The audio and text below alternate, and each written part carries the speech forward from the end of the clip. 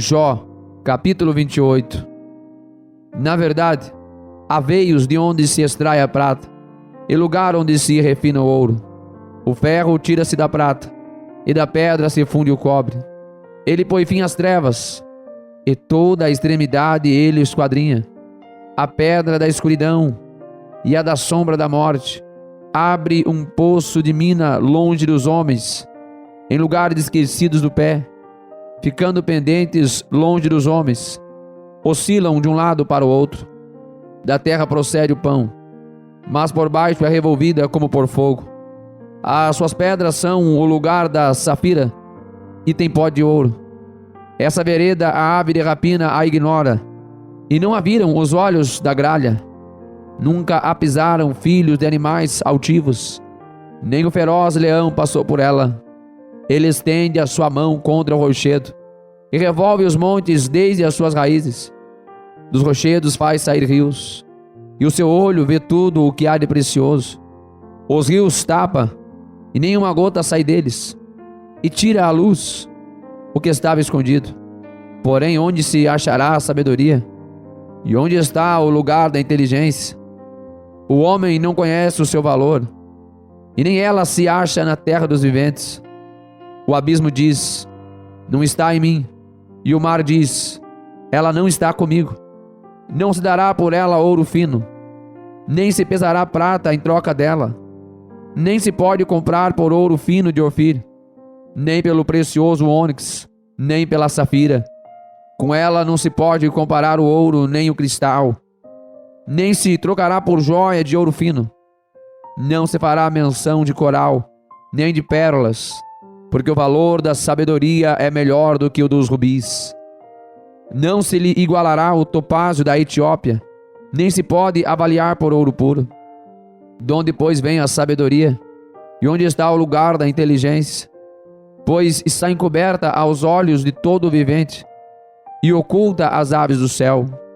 A perdição e a morte dizem: ouvimos com os nossos ouvidos a sua fama.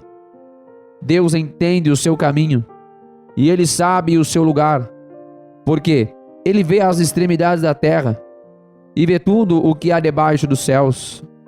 Quando deu peso ao vento, e tomou a medida das águas, quando prescreveu leis para a chuva, e caminho para o relâmpago dos trovões.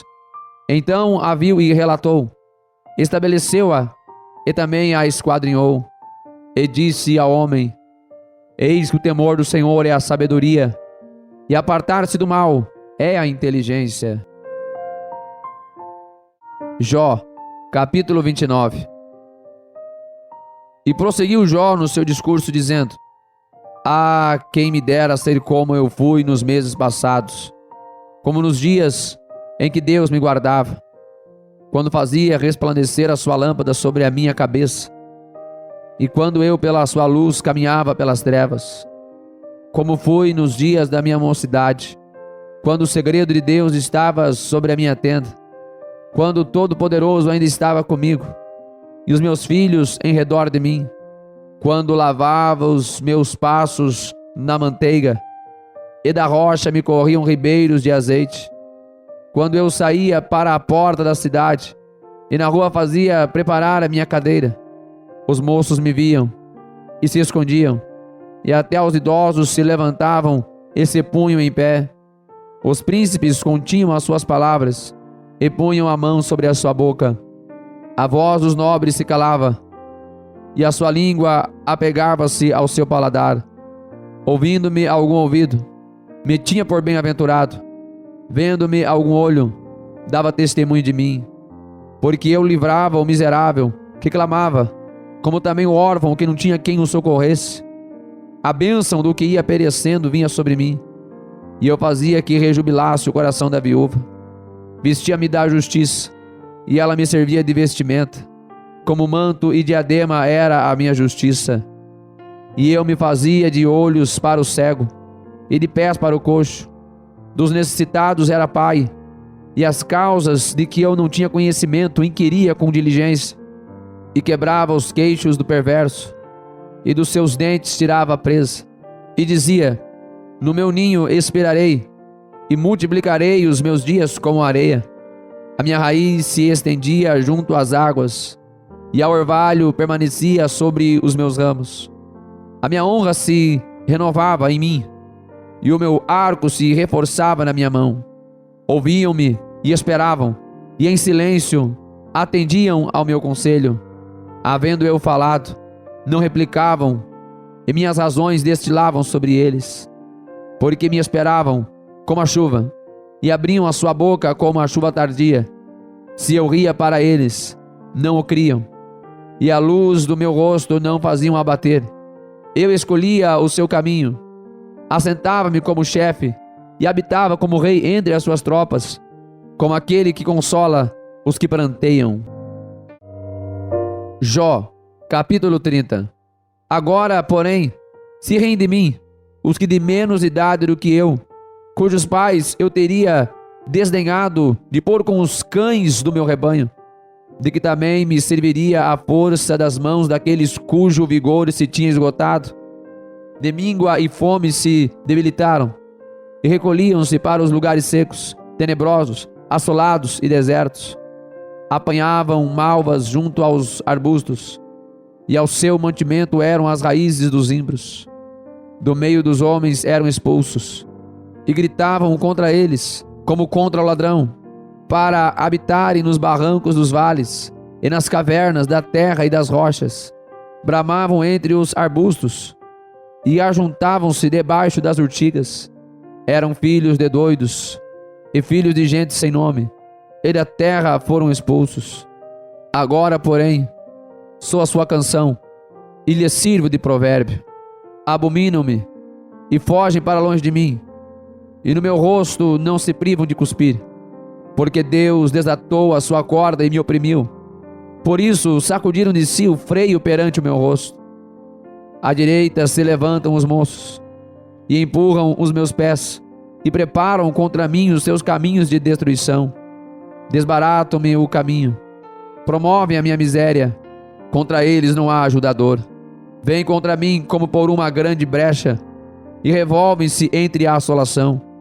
Sobrevieram-me pavores, como vento perseguem a minha honra, e como nuvem passou a minha felicidade. E agora derrama-se em mim a minha alma, os dias da aflição se apoderaram de mim. De noite se me traspassam os meus ossos, e os meus nervos não descansam. Pela grandeza do meu mal está desfigurada a minha veste, que como a gola da minha túnica me cinge. Lançou-me na lama, e fiquei semelhante ao pó e à cinza. Clamo a ti, porém tu não me respondes. Estou em pé, porém para mim não atentas. Tornaste-te cruel contra mim. Com a força da tua mão resistes violentamente. Levantas-me sobre o vento, faz-me cavalgar sobre ele, e derretes-me o ser, porque eu sei que me levarás à morte, e à casa do ajuntamento determinada a todos os viventes. Porém não estenderá a mão para o túmulo, ainda que eles clamem na sua destruição. Porventura não chorei sobre aquele que estava aflito, ou não se angustiou a minha alma pelo necessitado? Todavia, aguardando eu o bem, então me veio o mal. Esperando eu a luz, veio a escuridão. As minhas entranhas fervem e não estão quietas. Os dias da aflição me surpreendem. Denegrido ando, porém não do sol. Levantando-me na congregação, clamo por socorro. Irmão me fiz dos chacais e companheiro dos avestruzes. Enegreceu-se a minha pele sobre mim, e os meus ossos estão queimados do calor. A minha harpa se tornou em luto, e o meu órgão em voz dos que choram. Jó, capítulo 31.